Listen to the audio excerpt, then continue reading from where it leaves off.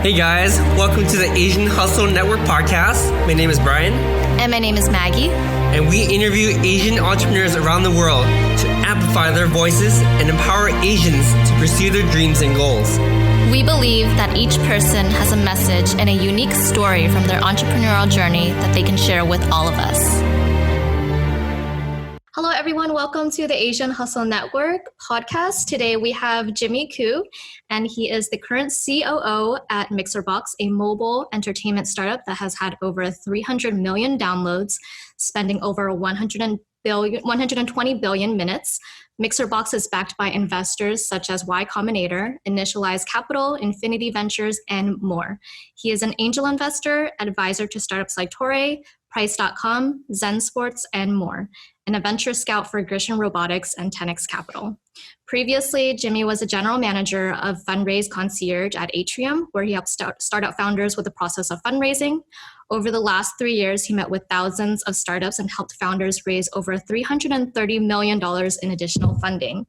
Jimmy graduated with honors from UC Berkeley's Haas School of Business with degrees in business administration and economics, and started his career as a management consultant. Jimmy, welcome to the show. Thanks so much for having me. Yeah, we're so excited to have you on the show today. So let's hop right into it. Jimmy, what was your upbringing like? It was quite a change because I think you just mentioned I went to Berkeley, and I grew up in a little city called Cerritos down in LA. And if you're from Southern California, then you've got the Cerritos Auto Square jingo in your head right now. And I think you were from LA as well, Brian. So you might have heard of us. We're known for the Auto Square. But the upbringing, it was very sheltered.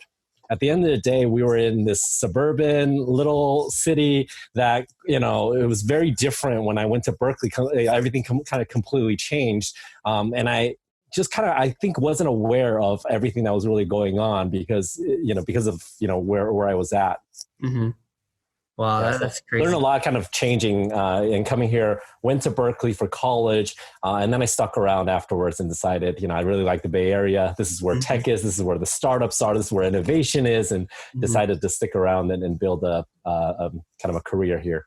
Yeah. How'd you become so entrepreneurial? And was this something that your parents kind of taught you growing up, or is something that you kind of manifested on your own? Yeah, talk a little bit about, the type of household that you grew up in. Yeah, I've always wanted to be an entrepreneur. And always said, hey, I'm going to be a businessman, but I didn't really know what that meant. So as a kid, my grandfather is actually very entrepreneurial. He got into real estate. He started purchasing real estate in Taiwan and in the US, and he's, built up his business around that. And so he always encouraged, and my dad as well, always encouraged us to do, whatever we needed to do. And as a kid, I actually kind of always said I wanted to do that, but I didn't really know what that meant. But I always found ways to kind of create little mini businesses. Mm-hmm. So when I was actually in elementary school, I used to basically sell whatever was the popular fad. So we're talking about, baseball cards, basketball cards, anything, comic books, all kinds of things. So I used to basically be the person who would help kids get like all of these like fads and things like that, Pogs or whatever else. There's all kinds of things. I used to have price lists for comic books and things of that sort. And then I remember my grandfather actually taught me all about business. So he talked to me about like profit margins and things like that, marketing and things like that. So I learned a lot from him. But yeah, I did that kind of throughout elementary school, throughout high school. I was selling all kinds of things. I actually, some of my friends from high school also know this. I always had cash on me just because I wasn't spending a lot of I was very mindful and very cash efficient even when I was at a young age. So I used to keep all my cash, but then I'd use my cash to buy things that then I'd resell. But because I had the cash, a lot of times when people needed to borrow some money, they knew that they can come to me and borrow money. Wow. It was kind of like a high school loan shark business where I was charging, like 25 cents off of a $2, they borrowed $2 and I charged them like 25 cents or whatever it was. So percentage wise, it was a loan shark business, but we're talking about very small amounts, obviously, but very early on, I was always kind of trying to sell and buy things and build up something or another. Mm-hmm. And I think, throughout college, of course, I went to Berkeley, got a degree in economics and business administration, learned more about what it is that was out there. And then my first business out of college, or I guess first job out of college, was management consulting, because I really wanted to learn more about how these companies become large companies. A little loan shark business as a high schooler doesn't really pay much. It doesn't really do much. How do you grow something really, really large? Mm-hmm. And so that's kind of my foray, I guess. Initially started out as a management consultant, Deloitte Consulting, worked with some incredible people, learned a lot there, just kind of saw a lot of the corporate strategy at these Fortune 100 companies, business process improvement type work that we were able to do there also helped me kind of figure out what companies were having trouble with. And then from there, that's really where I then took the first step into the startup space. So while I was there, I was making really good money. And Deloitte has a really great program, actually, where, first of all, they have a great analyst program. They teach you a lot through that whole process. But they also have a program where they pay for your business school. So if you get into business school, then you go through their program, they'll pay for it, all that good stuff. Now, I stupidly decided that even though I got into that and had, basically a six-figure job waiting for me, I decided to throw all of that away and start my own business. So that's kind of how it all first started. My parents were not very happy. I basically told them, hey, this job that's been paying me really good money and they're going to pay me more when I come back from business school. And oh, by the way, they're going to pay for my business school. And oh, they're going to pay for a laptop and, all that good stuff that they're going to pay for. And I'm giving it all up. And I'm building this company now. And that was not something that was an easy conversation, but that's kind of what actually got me started into the tech space. That's when I, kind of jumped right in and really got into that. Never went back and got my MBA, but I've done okay for myself since that point in time. But the reason it started was actually, so I'd gotten into, business school, applied for my MBA, and I started chatting with my friend about startups and the whole startup space. And he said, you know what, you really want to build a company, just let's build one. Let's do it. Me and you, let's build a company.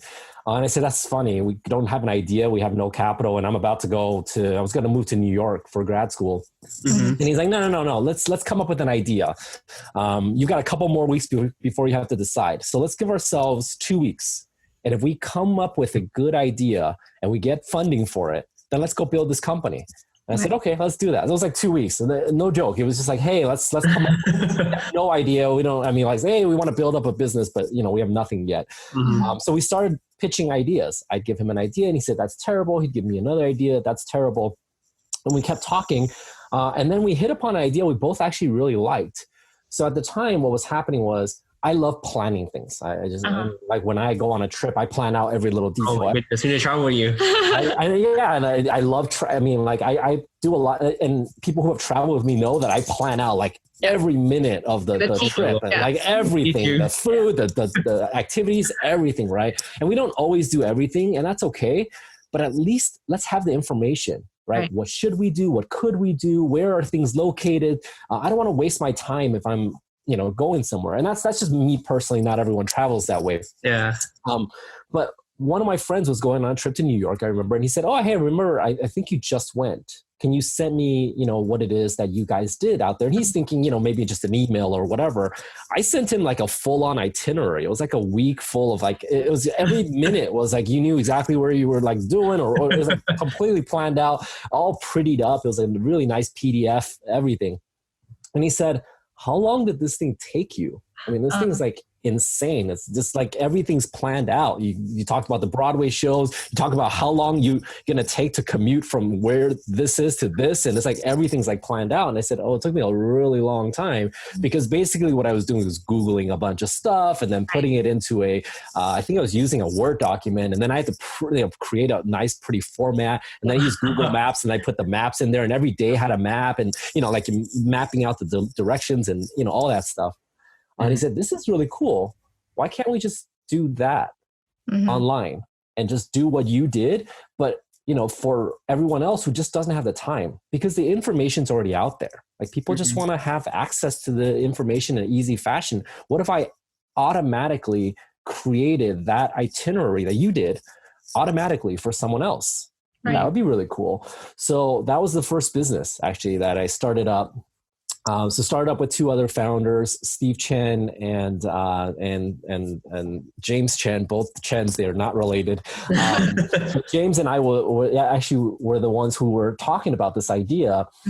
We then brought the idea to Steve. Steve became our first investor, and then we actually convinced him to be our CEO. He had been a person who's built up a lot of businesses. He was very well respected. We both were really young at the time. We felt like, hey, having someone like Steve would legitimize us, and him being the leader would be like a much better opportunity for all of us. And of course, that all kind of, kind of kick-started things. And then Steve and I went out, we got some funding, some kind of angel funds for the company, and we started that up.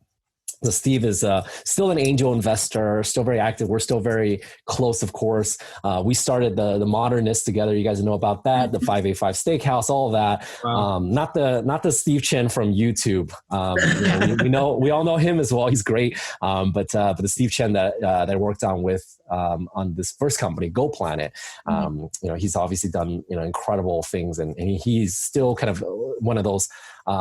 You talk about building a network like with AHN. Steve is that type of person, right? He's been doing that forever. I mean, ever since I've known him, he's got this most incredible memory ever. Like, he actually still remembers my birthday. Like, very few people do, to be honest. Like, look, we interact with so many people, so many things going on. Most people don't.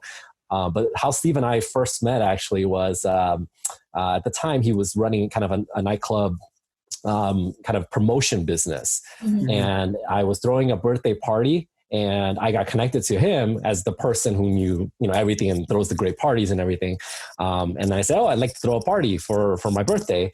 And then, I brought in something like 300 or 400 people, and he's like, oh, okay, this guy can bring some people. could be useful for the business. And then, ever since then, he's just like, he's remembered my birthday, actually. That's how we first met many, many years ago. Of course, we've worked on many different businesses now. At this point, he's been an investor in multiple of my businesses, and he's really the key. He's the person who really started it. So Go Planet was that first business. We were part of TechCrunch 50 back in the day when that was the only startup conference in town. So at the time, there was like this conference called, like, I think it was Demo or something. You had to pay to go on stage and present. And TechCrunch decided, you know what? Founders don't have money. Why are they paying money to go and present their business? That's the wrong way to do it. We should be charging the VCs and the attendees, and let's switch up the conferences.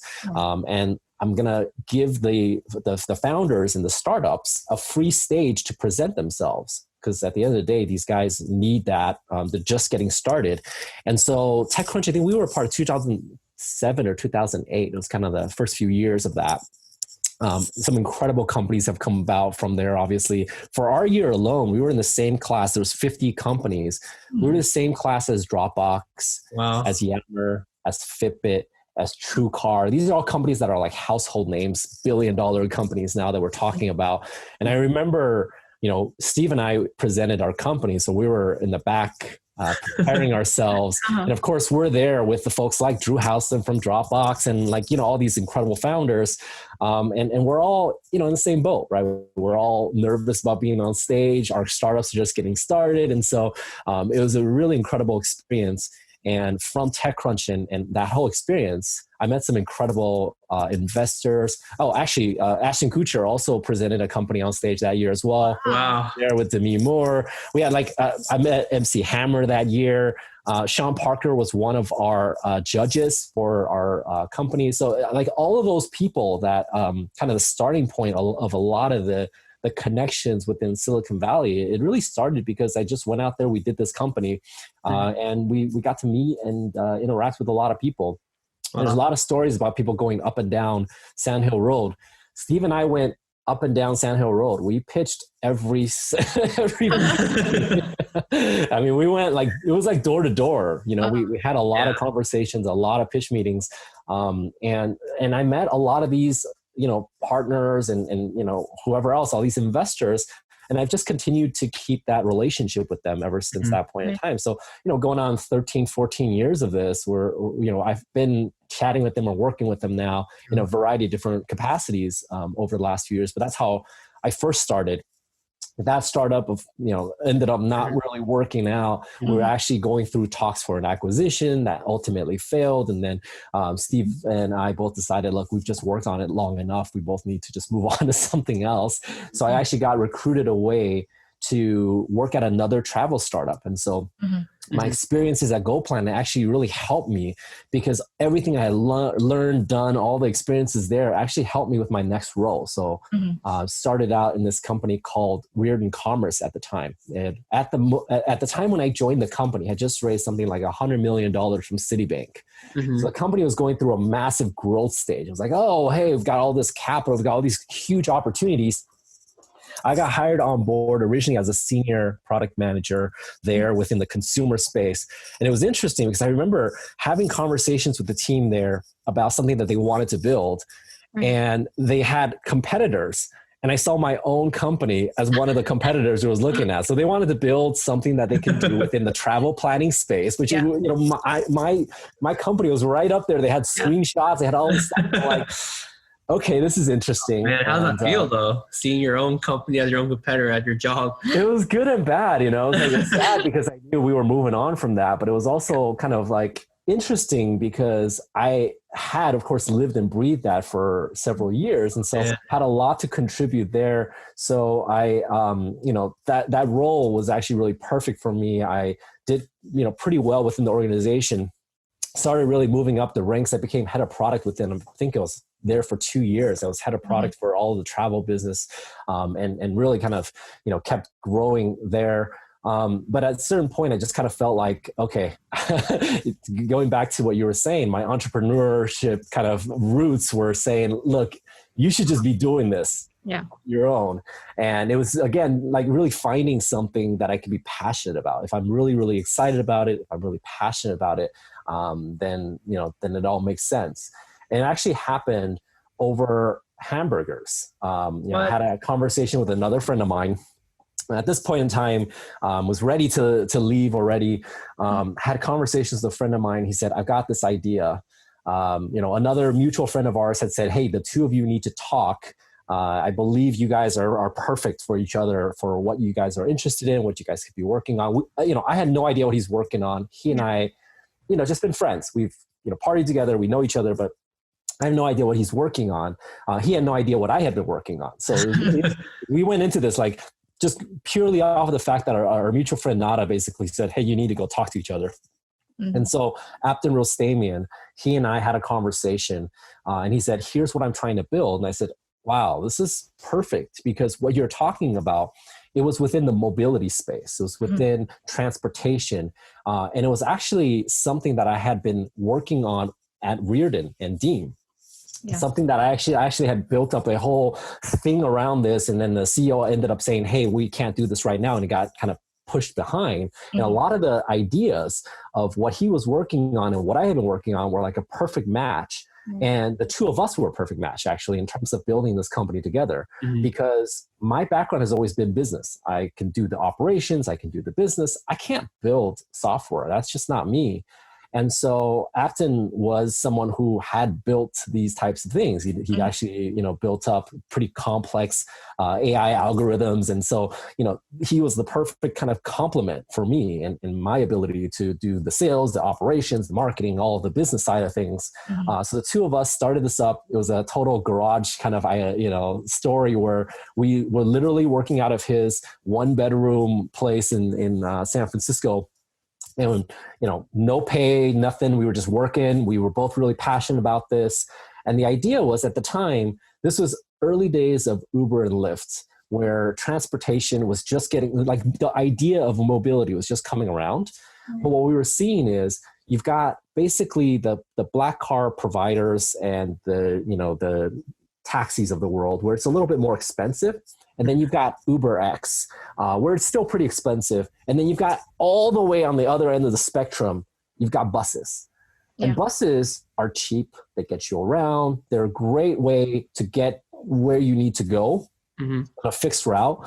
But everything in between, there's actually a big hole. Like, people want to basically have the comfort and convenience of the black cars and maybe even the taxis, but they didn't want to pay that full price, which at the time, if you were talking about just kind of high level numbers, going from the marina downtown to the Faidai in an Uber, like if you were to take an Uber directly from your home over to the office, it'd be like $15, $10 to $15. And if you did that twice a day, I mean, like most people just couldn't really afford to do that every single day. So you'd have to take a bus, or you'd have to figure out another way. And the buses were terrible because they were jam-packed. They were smelly. They were cheap, but you just had to do it because you need to get to work, but not because you actually wanted to. So between $10 and like $15, so $2 and like $15 was an opportunity for us. And we felt like if we took the idea of having multiple people paying smaller amounts and getting them to where they're trying to get to, but maybe close, but not exactly where they're trying to get to. If that idea sounds familiar, it's like exactly what Uber, Pool, Lyft Line, all of that is now become, right? So it was the early days. That of course wasn't there. That was our idea. We launched it and kind of built that, and we built that into something that we can have an MVP. And from there, we went out there and went on the fundraising track. And it was actually, one of the more successful fundraisers we've gone through. Like I said, I went through it with GoPlanet. Our fundraise for Loop, the company is called Loop, L-O-U-P. We did that really, really efficiently because by that point in time, we had gotten, a lot of contacts and gotten to meet a lot of investors. And I had gotten to meet a lot of them already. So we started a much more kind of refined process where we talked to a lot more people. I was talking to 10 plus people a day, and I crammed them all into a short period of time. And, there's a lot of things that I talked to companies about right now around their fundraise where it's like, hey, there are things you can do to increase your likelihood of success. And that's where it kind of came from, is my personal experiences from that. We ended up going out there trying to raise a seed round of $500,000. We ended up raising 1.5 million in about 4 weeks. It kind of, it went really quickly. And then, of course, it took a couple more weeks to get some of the people who said they were going to put in to actually get the money in the bank. But yeah, we finished the process in about 4 weeks. We ended up getting some incredible angel investors on board, got some incredible firms to be a part of it as well. We ended up turning down another 3.5 million. Wow. So that was just like, and that was a seed round. I mean, that was like an incredibly large seed round at that time. Now it's like $5 million seed rounds are like pretty normal these days, which is kind of crazy. But yeah, I learned a lot of it from there. And then from that experience, maybe about 3 years ago, decided, all my experiences, having been a founder myself, going through the fundraising process, having been an angel investor in multiple companies, having already been an advisor to a couple companies, I really liked working with companies. So about 3-4 years ago, decided to work at an accelerator. So it's focused on frontier technology. That's buzzwords like AI, ML, AR, VR, all kinds of that cool stuff. So yeah, I decided to go to work for an accelerator, a frontier technology accelerator here in the Bay Area. And it was focused on a lot of buzzwords like AR, VR, AI, ML, a lot of really exciting stuff, actually. I helped the 40 companies in that accelerator with a lot of their growth strategies, conversations around partnerships, and also, of course, their fundraising. So really got to have a great opportunity to work with a lot of startups. We're more in like the seed Series A stage. Over the course of the year, helped them raise over $130 million. I really enjoyed it, actually. And a lot of the things that I was doing there was also building a community around frontier technology. So I built, I set up events and had conversations with a lot of folks. I set up some dinners too between the accelerator companies and these really successful entrepreneurs. And that's how I kind of reconnected and learned about what Justin was actually doing. So Justin Kahn, of course, had sold Twitch to Amazon for like $1 billion, and very successful, incredible founder. And at the time, starting to build up something new. So he was working on something within the legal services space and built a company called Atrium. Atrium had just raised $75 million from Andreessen Horowitz, General Catalyst, and several others. And he saw that with legal services is really interesting because it's very much a trust-based business. Right. So it's hard for a brand new startup to say, okay, I'll hand over my legal services to you, another startup that I don't really know and don't really know what the quality of it will be. Right. And so one of the things he recognized early on was, if we can build that trust, if we can get to know the startups earlier on, then the likelihood of them signing on board for legal and everything else is kind of amplified. And so his idea was, well, earlier on, and something that every startup needs help with is fundraising. So maybe we can build something around the fundraising process, provide some guidance there, and then from there, we can, of course, convert those startups to actually paying customers on the Atrium platform. And so that was the original idea. The idea was this would be part of the growth organization and the lead generation. Because if we talk to a lot of people about fundraising, then we can build that trust and rapport with them. And then, of course, we can then sell them legal services. It wasn't intended to be something that was actually, profit generating so much as really a lead generation. Mm-hmm. Now, over the course of the year and a half that I was there, we ended up doing a couple of things there. So one, absolutely, it was a huge lead generation for the rest of Atrium. You mentioned, talking to over 1,000 companies. I actually counted it. It was like 1,300 plus companies actually over the course of 1 year. So I spoke to a lot of founders, an incredible amount of companies, had a lot of those meetings. And over the course of the year, also worked with some bigger clients where we actually sold them consulting work. And so what I ended up building at Atrium was the most profitable business unit at Atrium. We actually signed a lot of contracts. We ended up helping our clients raise over 200 million during the course of the year. I built the team, which originally started out as just me. It was, really just me and 2 part-time people.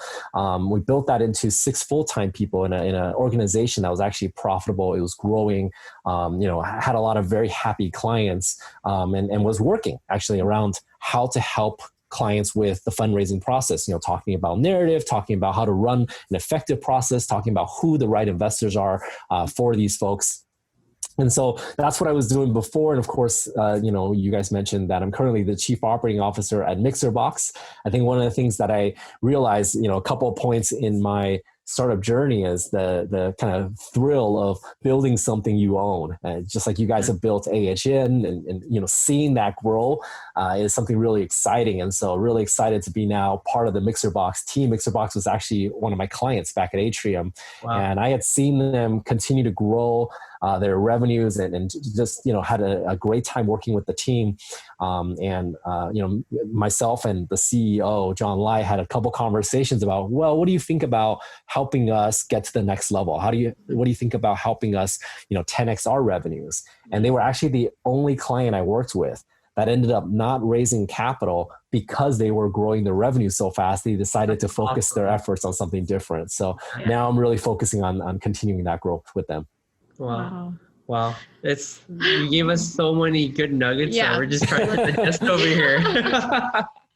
Amazing. I mean, just to back it up a bit too. I mean, you were the kid selling all the stuff. Oh yeah, man. Hogs, comic books, baseball cards, you name it, whatever you needed. That was the first time that I heard of a loan shark. I know. People normally sell like candy and, just goodies, but that's the first time I heard of a high school. I didn't see it that way, but it was funny. Yeah. I was catching up with another friend of mine who I've known since, we were kids basically, and we've known each other since 7th grade actually. And he said, "You remember when you used to be a loan shark?" And I said, "I wasn't a loan shark." He said, "Yeah, you charged me like 25 cents for like $2 and I paid you back the next day. Like that's a loan shark." Nowadays, it's like, I'll loan you $1 million, you get 25. Yeah, I guess if you do the numbers, it makes sense. That's pretty high interest rates for 1 day of, $2 loan. Yeah, I mean, hats off to that. I mean, I wasn't a kid that thought the same way as you. I was a kid that buying stuff from you. I was a consumer. Yeah. And it was interesting because, and they said I kind of hooked them on things. So there were a lot of card games that were also happening right around kind of the high school years. And so I got really hooked on like Magic the Gathering and some of these other card games. Yeah. And what I would do is I'd host booster drafts and kind of get-togethers with friends. And of course, I'd buy the boosters and then I'd charge them a markup. But then, we'd have this like little mini tournament. But then once they started playing, I would, of course, get the boosters and the cards and whatever for everyone who was playing. So it was almost like getting them hooked on the cards and the things that they needed. And then of course, getting them, because what I recognized pretty early on is the comic book stores have a pretty hefty markup. And I started figuring out where the comic book stores were actually buying their boxes from. So I'd buy boxes from the manufacturer, for like pretty much half the price. And then I just sell it for just a little bit less than the comic book stores. And then I offered convenience because I deliver it directly to school. So they don't even have to, even go to a, comic book store to go get it. I said, I'd come to class and, when I see you in class, I just hand you what you're paying for and, we'll take care of it. Yes. So it became a convenience plus a better pricing thing. And that's how I cornered my market on the one classes and the classes that I was in. We also noticed like you're so well connected in the Bay Area. Like, almost everyone that we can think of, that's a great trait of yours. Like we listen to your other podcasts and Jeremy's, and we love your value of giving back, giving first before taking. We love that. That's our value at AHN as well. We live by that value. I'm kind of curious too, as you're going from your past experience, as you're working with founders and whatnot, what kind of advice would you give to founders trying to find the right advisors at the early stage point of their company? That's a great one. There's a lot of folks who a lot of startup founders think they need a lot more advisors than they do. So honestly, you probably don't need as many of them. Now, seeking the right ones, a lot of folks will be willing to offer you advice, not all of them great. So I think it's important to understand where your strengths are. What you have to offer, where your weaknesses are also. I think it's just being really mindful of where your own strengths and weaknesses are to understand where you need some more help. So I mentioned earlier that I know that I'm a business economics major who understands maybe process improvements and things of that sort, corporate strategy, whatever. Like I get that. I understand sales, I understand operations, but there's areas that I know that I'm not as good at. Now, if you understand that there are holes to be filled, then it's good to find the people that you can work with that will help you in those areas. So let's say marketing is a good example. I don't think I'm very strong in marketing actually. And so if there are folks who really understand search engine optimization, for example, or app store optimization or, growth marketing or whatever, then it's good to learn from those people. It's good to associate and learn from them, to work with them. And if you feel like they can be a huge value add to the company, then they could be really good advisors. So it's always, I think, in terms of the companies that I work with as an advisor, I have to be bringing some value that I know they don't currently have or that they could use, and it could be really helpful to the company. And vice versa, when I'm building a company, if I'm looking for advisors, it has to be something where it's like, I don't have it myself, and I'd love to work with you because I know you have it. You're known for it. You're really good at it. And there's something that you can contribute there that I, myself could not have. And so I think that's really important. A lot of times it's also important to recognize that, giving away some of these founder shares and advisory shares is probably not the smartest thing early on in the company as well. Your equity is going to be really important. I think, there's the saying that 100% of zero is still zero. And yes, that's true. I mean, like when you're building it up, you don't know what it's going to be worth. It could be zero. It could be, Airbnb, DoorDash, and all these other great companies that have IPO'd recently. But it's important that if you are going to bring someone on, that you know that you can work with them, that you know that they will be contributing something, and that you don't give out the advisory shares kind of willy-nilly into a lot of people, because you really want to be mindful about who you're selecting. So be very selective. Don't give it away. In some cases, I've actually told founders, hey, you know what you have is really quite valuable. You should tell the advisor you want them on board, but you should be offering them a chance to invest as opposed to being just an advisor, or maybe a combination, right? You can certainly do that as well. But don't give away too much, and certainly only give it away if you feel like what they can contribute, what they can add to the value of a company is going to be incredible. Right. That is really, really good advice. We have talked to a good handful of founders throughout Asian Hustle Network. I would say we're about almost almost say like 1,000 meetings that we took with other founders. It's a lot of meetings. Yeah. The creation. Potential advisors too. And we do, different advisors have different perspectives. So it's easy to get pulled into different directions. Yeah, we realized a huge mistake that founders make, like you said before, is giving away too much equity. Yeah. But that being said too, like what is approximately the right amount of equity should you give away? Because that's a question that comes up over and over and over that we hear throughout the community, and we feel like this is the perfect time to answer it. Yeah, so when you're talking about advisory shares and advisor, advisory shares, there's not first of all, there's not a right number for any of this stuff. It's all kind of like rough numbers. But in terms of advisory shares, generally what I've seen is something like 0.5% to 2%. Like you're not giving away a lot. You're also not getting a lot of people. At the end of the day, these advisors are also very much part-time, right? So you're not giving away too much there, and I wouldn't give away too much there. That's roughly what I've seen, at least. And of course, depending on where you are and what stage you're in, then it could be different. If you're talking about fundraisers, the high level number that most people aim for or seek or kind of see is that for the round of funding, you're generally giving away about 20% of your company. Now, of course, as you have subsequent rounds, there's going to be dilution and other things, and of course, conversion of the people from the last round and pro rata and all this other stuff. But that's high level numbers, is that you're generally looking at, if you're thinking, okay, we're doing a $10 million note, well, we'll raise $2 million, and that's, high level stuff.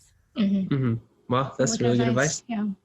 I'm also very curious, I know you're all about ensuring that people around you succeed as well. And you're all about celebrating other people's success. And it also goes back to AHN as well. You helped invite a lot of people into the network. And thank you so much for that. Thank you, Jimmy. And we understand that you wanted to see this community thrive. And if we can get very successful people into this community, people will be inspired and be successful as well. And so I'm very curious, how do you continuously ensure that everyone in your network has room to succeed as well?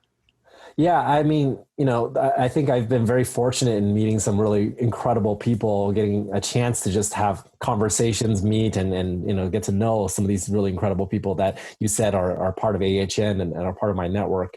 I think I do what I can to help, but really there's not much that I'm really doing. It's really them, right? At the end of the day, it's the individual. So I generally like meeting and chatting with folks like yourselves and others who are the go-getters, the hustlers, the people who just make things happen, right? They like something, they see something wrong, they want to do something about it. Because I get energy off of having conversations with people like that. People are trying to innovate, trying to build something really cool. It's really great to have a conversation with someone who's really excited about what they're building, really looking forward to kind of disrupting something. It's intoxicating. I love having those types of conversations. So I don't think it's really me helping in that sense. I think it's generally the person themselves kind of really pushing forward to it. But I think what I've been able to do is just have really good conversations with them. And this is something, Brian, you said earlier about giving more than you get, is that I try at least to make it so that whoever I'm, networking with, having conversations with, meeting with, they don't feel like I'm taking from them, that I feel like I'm some kind of, that I'm additive in their whole, life and however that I can be. And so I generally find ways to really help the people that I've met. One of the things that I did back at Atrium in the early days when we were kind of building that division up was we were talking to a lot of founders, and I would have 30-minute conversations with founders. A lot of founders, quite frankly, were just too early for anything at Atrium, actually, legal services or fundraise concierge or anything. But I'd like to just, try and help and have a conversation with you. And if I have a good conversation with you, down the road, we'll have more conversations. Down the road, we'll talk more about this business or other businesses. And I've kind of lived by that same mentality. I did the same thing with investors. I was actually setting up a lot of meetings with investors that I hadn't met with. What I would generally do is I focus on an industry, I focus on a vertical or something. And then when I saw investors on that list that I didn't know, wanted to get to know better, I would just do cold outreach. I'd reach out to them, or I have a friend reach out to them, and I'd say, hey, I'd love to have a conversation with you, and here's what I can offer. I'm talking to hundreds of startups a month. I'm helping them with their fundraise process, and I'd love to connect you, because at the end of the day, why not get some free deal flow? And so those conversations really led to me meeting some incredible investors as well, sending deal flow over. And then, if I focus on different verticals, so for example, I did a dinner around fintech. We have a room, I think we had about 30 people at that dinner. Fintech investors, ourselves, and then a couple of different companies. But if I know what they're interested in, I can of course send them deal flow that's interesting to them, right? If I know you're interested in deal flow within the fintech industry, let me send you like 2 or 3 that I've met and talked to over the last couple of months. And then if you're interested, let me connect you. And so if I do things like that, then they see me as someone who's not just trying to take. It's like I genuinely want to help. And I think one of the things that really gets me very excited and makes me very happy is being able to make a mutually beneficial connection.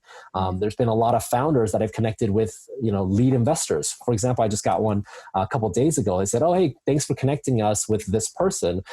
He's actually leading our round now." And I was like, "That's great. That's amazing." Like, I don't get anything out of that, obviously, and I don't want to, and I'm okay with that. But it's really great when those connections work out, because the investors obviously happy they made the investment, and the founders are happy that I connected them. So on both sides of the coin, I'm able to at least contribute somewhat. And so a lot of the posts that I make about people raising capital or whatever, I've seen some of these companies since before they had raised any capital. I've talked to some of these founders before they'd raised their $50 million rounds. And in some cases, I know the investors, and I had sent them deal flow because they told me they're interested in this vertical or that vertical.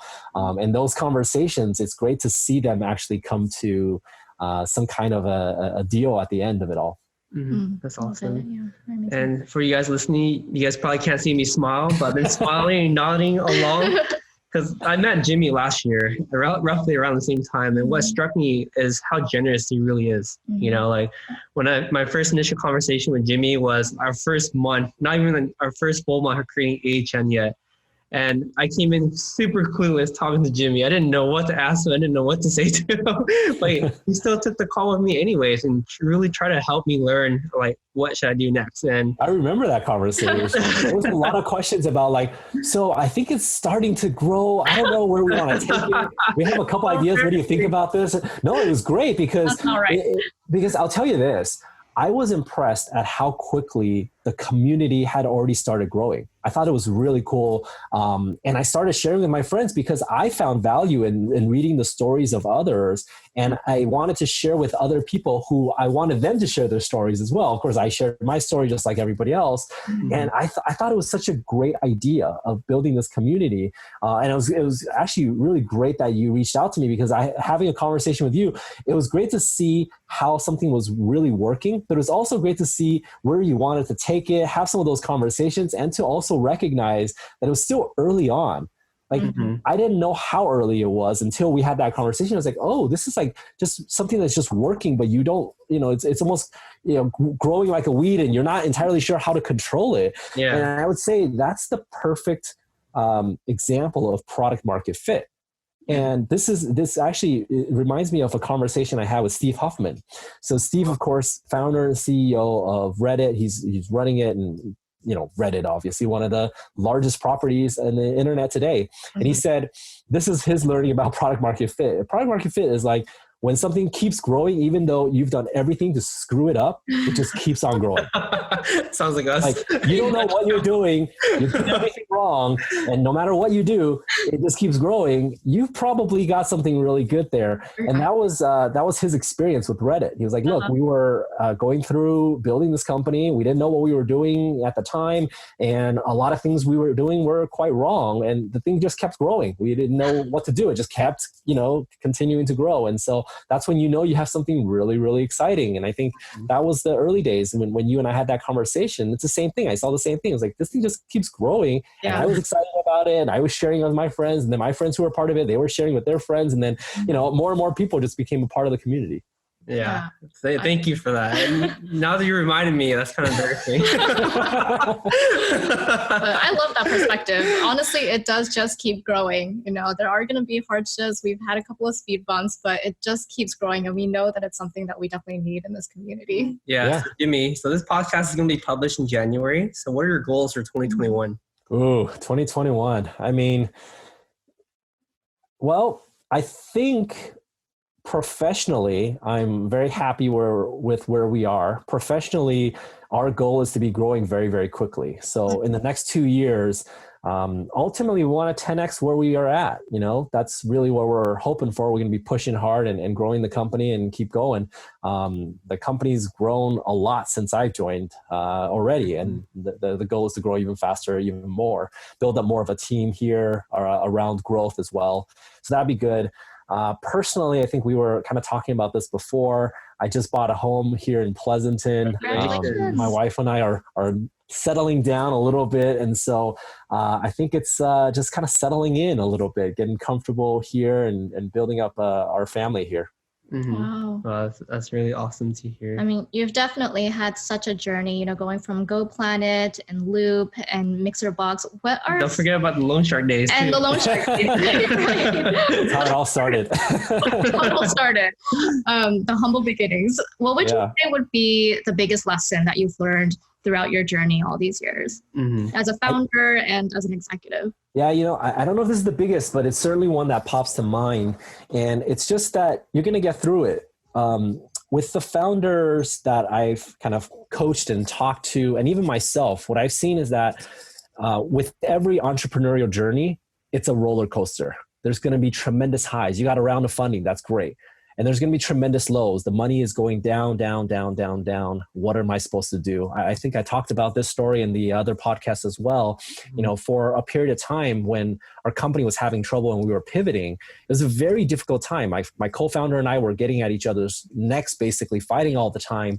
And it was like a bad marriage. And then, to make it worse, we were trying to pivot. We were building up something where we had to not be, with our families here in San Francisco. We actually moved out to Seattle to launch the new application we were trying to build. And when we first started, we were in Airbnbs. We were in 1-bedroom Airbnbs where we were basically in the same room working 24/7. I mean, we were sleeping like 3-4 hours a night. So it was incredibly painful. And so you've got these tremendous highs, this incredible lows. And if you want to be a founder, if you want to be an entrepreneur, you have to recognize that that's what you're signing up for. It's going to be, sunny days and rainy days, and you have to be able to weather that. And it's really hard.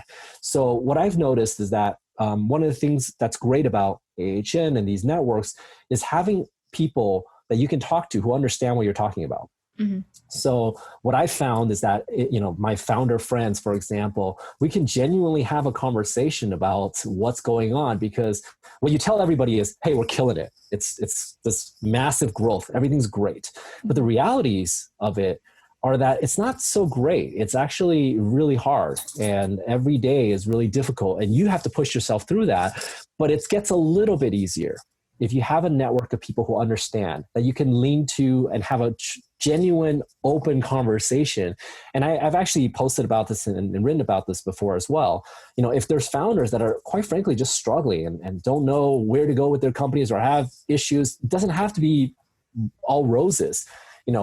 Let's have a chat. Let's talk about it. I'm happy to listen. I'm happy to have a conversation with you. Brian, similar to how we started this, I actually enjoyed the fact that you didn't come at it with like, I know everything. It was like, hey, I actually am not sure about certain things. Can I ask you about them? And say, yeah, let's talk, because it's hard to find someone you can have a genuine conversation about, not feel like, hey, I'm being stupid because I don't know this. It's like, no, everyone has situations they go through where they don't know it. Every one of these incredible billion-dollar companies we're talking about had instances where the founders were like, I'm in over my head. I don't know what I'm supposed to do. And they had to have someone to talk to. And that could be an advisor. That could be an investor. That could just be a friend. And I'd like to offer that out to, of course, you guys and our listeners and AHN folks. If they wanted someone who's just a friend who wants to, that you can have a conversation with, let's talk. Let's talk about the real, good and the bad. And let's see if we can talk about what's going on, because we all need that sometimes. Yeah, we love you. We love that you're offering that out. We also want to warn you too, because you're going to be bombarded. Are you sure about that, Jimmy? I'm offering it up and I mean it. but the word of advice is that it does get better. I mean, at the end of the day, the good comes with the bad comes with the good. But at the end of the day, it's going to be fine. So don't get too low on the down days. Don't get too high on the high days. Try to manage it and find a strong network of people that you can depend on to have conversations with, because I think it'll be really helpful for founders out there, especially the first time founders. Yeah, I love that a lot. Yeah. Yep. So we always ask our interviewees this one last question. I know you've given so many good golden nuggets, but if you could give just one advice to an aspiring entrepreneur looking to get into the startup world, because especially during COVID too. Especially during COVID, right? What would you know what's interesting? COVID has obviously changed everything that's out there, and I can talk at length about how it's changed for investors and founders and everything. But for founders, here's the good, actually. It used to be that you really couldn't get any deal done if you didn't meet in person with the investors. Mm-hmm. Because of COVID, that's not possible. And a lot of deals have been done without that. So the opportunity now is, if you are someone who is a hustler, someone who actually goes out and gets things done, and you go and find the investors you want to talk to, set up the meetings you want to set up, you actually have more of a chance of getting that deal done now, because everyone's doing kind of a remote Zoom call kind of culture now, versus before, where it was almost, a lot more difficult for that to happen, especially if you were not local. And I think it's actually a great opportunity for founders that really want to get things done, really want to get in front of the right investors or whatever. This is your chance, actually, because before, maybe they didn't invest in, I don't know, a startup from Arizona or, whatever. And they only looked in the Bay Area because that's what they knew. And they were already kind of busy enough with companies here. But now I think investors have become a lot more open to having kind of the initial conversations over email, over Zoom, etc. And as a founder, this is a great chance for you to go after what you really want. And if you really want to talk to that investor, you feel like there's going to be a really good match there, prepare your narrative, figure out how to get in front of them. Warm intros are great, but go do it. I think this is a golden opportunity that really wasn't available before. Mm-hmm. Wow, that's really, really good advice. Yeah. Thank you. Thank you so much for that, Jimmy. Yeah, of course. And how can our listeners learn more about you online? Yep. How can they take you up on that offer?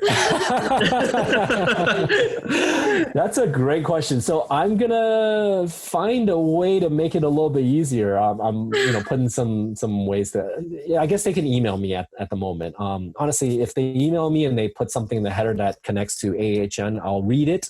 I will respond. I'm really good about email. And, I don't know where we're at in terms of numbers of people for AHN. And so maybe I'll get inundated, but I'm happy to at least start an email conversation.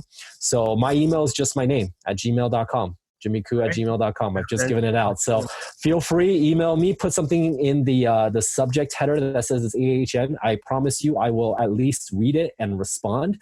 I'll be really good about that. And then we can go from there, because, if I could be helpful, then that'd be great. Awesome. Wow, thank you so much for your generosity, Jimmy. Yeah. That's amazing. Well, thank you so much for being on today's podcast. We really enjoyed it. We loved your story. And thanks so much. We'll continue having these conversations with you in the future. Yeah, thanks for having me on. I'm really excited to share the story. Really excited to see the continued growth of this community you guys have built, and honored that you guys reached out and said, let's have this conversation. So thanks so much for your time as well. Awesome. Thank you, Jimmy. Thank you, Jimmy. All right. Have a good rest of your day. Bye. Hey guys, we hope you enjoyed this episode. Please subscribe to the show. We would like to get to the top 10 on iTunes, so be sure to leave us a 5-star review. We release an episode every single Wednesday, so stay tuned. Thank you guys so much.